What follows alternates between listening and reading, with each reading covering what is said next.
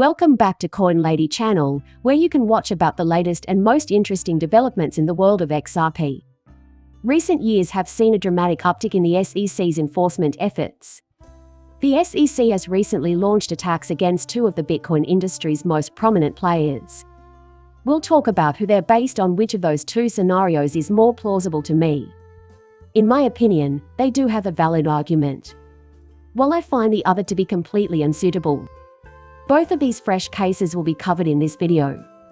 I also have some brand new tapes of John Deaton discussing the current status of the Ripple SEC case, which I will play for you. Well, regular viewers here know that I made some negative comments about Tron and its creator, Justin Sun. When Justin Sun said he wanted to buy Credit Suisse, he was basically saying that. And I was saying that doing so seemed extremely naive and immature. There is no logic to any of this. There is zero possibility of him acquiring Credit Suisse. But even if he did, what could he do about it? Insist that the Tron token be used for all deposits going forward. Putting it simply, it didn't make any sense. Ironically, the SEC has already filed a claim against Tron. Anyone who currently takes Tron personally has my deepest sympathies. In general, I'm not a fan of Justin Sun. Simply put, he gives off the impression of being a loose cannon and careless. He's not the kind of person I'd want in charge of my cryptocurrency venture. It's terrible that the SEC's investigating Justin Sun and Tron for so many different offenses. When I first read this, I didn't give it a second thought. The SEC's investigating Justin Sun for more than just promoting Tron and paying influencers. They also claim that Sun engaged in fraudulent market manipulation to prop up the price of Tron and increase its value. I have no way of knowing if this is a serious accusation or not. This is meant to serve as more of a caution. Given that this plot is specifically directed at Justin Sun, its progression should be fascinating to observe. I know I keep repeating myself, but I just don't have enough evidence to conclude that he was actually behaving in this way. An effective charge of this magnitude. I want to be clear, though, that based on what I've said and some of the idiotic remarks he's made in the past about how he wants to purchase Credit Suisse and can accomplish it, I can fully see this man doing something similar. Honestly, I saw this coming a mile away. He's so reminiscent of the cryptocurrency Dogecoin that I recently drew parallels between the two. They are both so full of themselves, acting as if they can do anything just because they are young men with lots of money and power. No one can hope to win against them. And this is the exact way that you'll go down. You make a bunch of inane comments in public, pay social media stars to spread the word about your token, and then the authorities start paying attention to you. You say it makes no difference because I'll just have to fight them anyway. I am flush with cash. But let us be clear, the SEC will not be defeated by someone like Justin Sun Tron. To put it plainly, I think he made a poor choice in doing this. Look, he worked on a currency project and made a ton of money. I have absolutely no idea as to whether or not it was good. You don't go around making statements like these to regulators. To put it simply, I think what he was doing was pretty dumb. We'll wait to see what happens next. Naturally, I don't want to see him charged if he wasn't acting that badly. There is evidence he was engaging in terrible behavior. It's a case of both/neither. In my opinion, the SEC will win this case. And this is just an example of how the immature people working in the Bitcoin industry hurt the industry as a whole. As a precaution, we have this person who knows how to make Tron function. The SEC's authority to take on new initiatives will increase as a result. However, it's important to note that many members of the crypto community were opposed to his actions, and not everyone believes he was a fraud. Nonetheless, I felt the need to comment. Although I do not have a lot of details to share at this time, I feel it is important to bring this case to your attention because of its potential future importance. Now I'd like to get to the meat of the matter at hand, which is that Coinbase actually did get a Wells warning. Now, we basically witnessed a lawsuit in the weeks that followed when Ripple received, or at least made public, their Wells notification being written off. Since the SEC appears to be focusing primarily on Coinbase's stacking product, I think there is a high chance that Coinbase will be sued. I'd like to quickly explain the nature of the lawsuit against Coinbase. A month ago, I broke down the SEC's suit against Kraken and how it differed from Coinbase's service. This is extremely important, as I have serious doubts about the SEC's accusations against Coinbase. After being sued by the SEC, Kraken basically admitted having illegal securities. I don't think they even acknowledged it. Nothing was said either way by them. They probably had guards with them. In an effort to increase yield for their customers, Kraken hid the fact that they were lending out their tokens instead of staking them, giving them a false sense of security. The issue, however, was that the network rewards weren't being distributed directly to the users. In order to boost production, Kraken was making some changes. Kraken was counted on to deliver the expected return for product backers. The main difference between that and what Coinbase does is that Coinbase only gives out network incentives to its customers. In essence, Coinbase is waving hello, and all we're doing is staking cryptocurrency before handing it over to the customer. There is no return on our investment. However, that return isn't why our backers support us. Since we are only providing them with the output from the decentralized network, the differences in how these products were set up are readily apparent. As a result, you'll have a very strong case to present in court.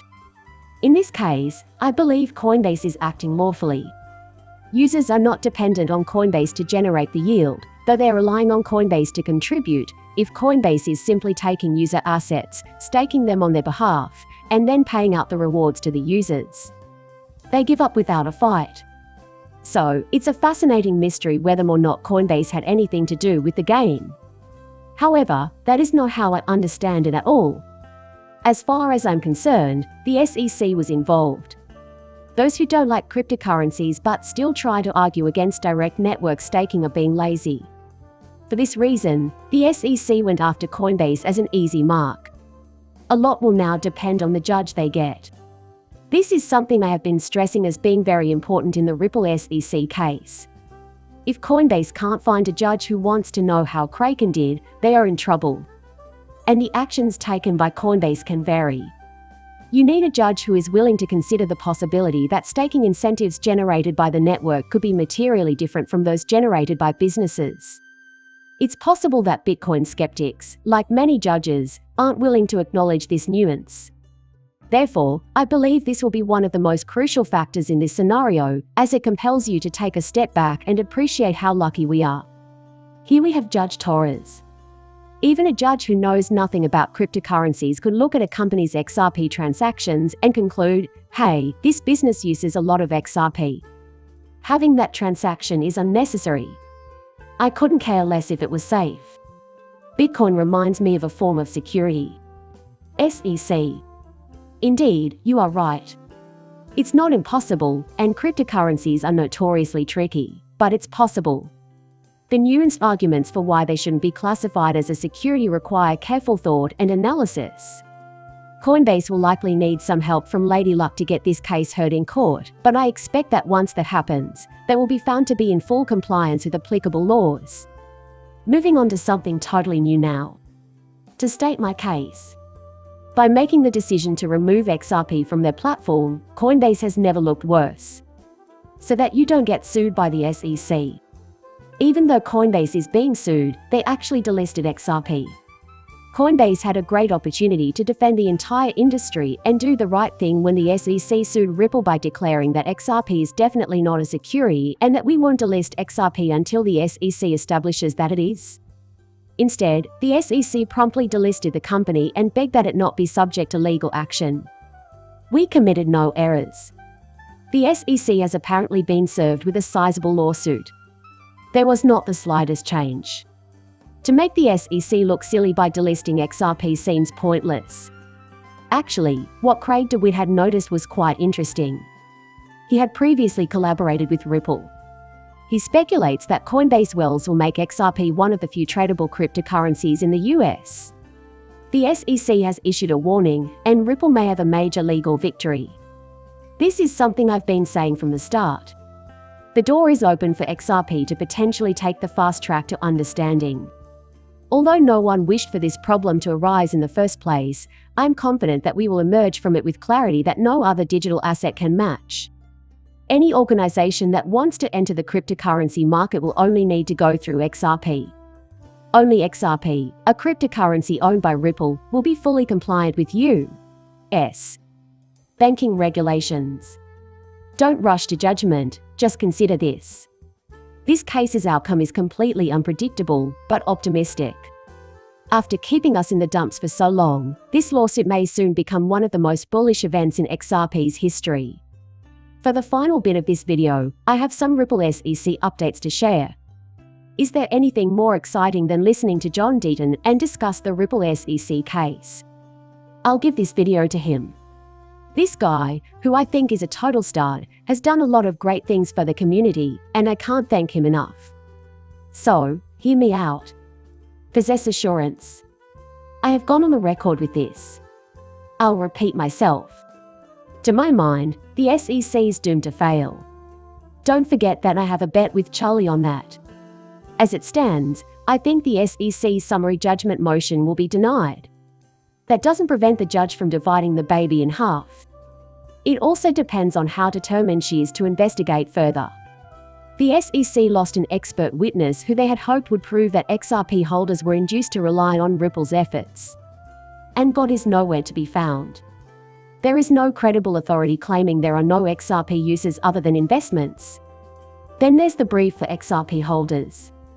You have 3,500 affidavits from XRP holders explaining why we used and purchased XRP, as well as the BITS brief and every other amicus brief.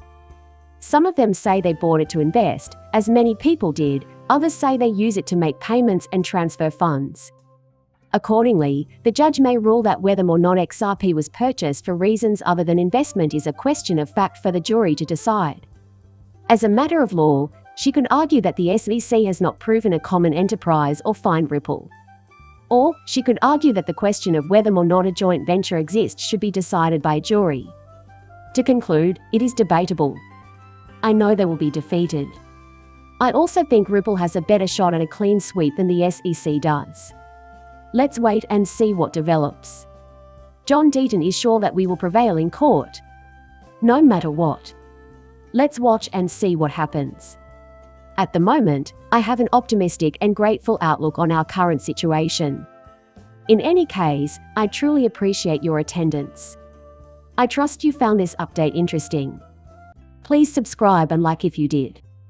It means the world to me. See you later, bye.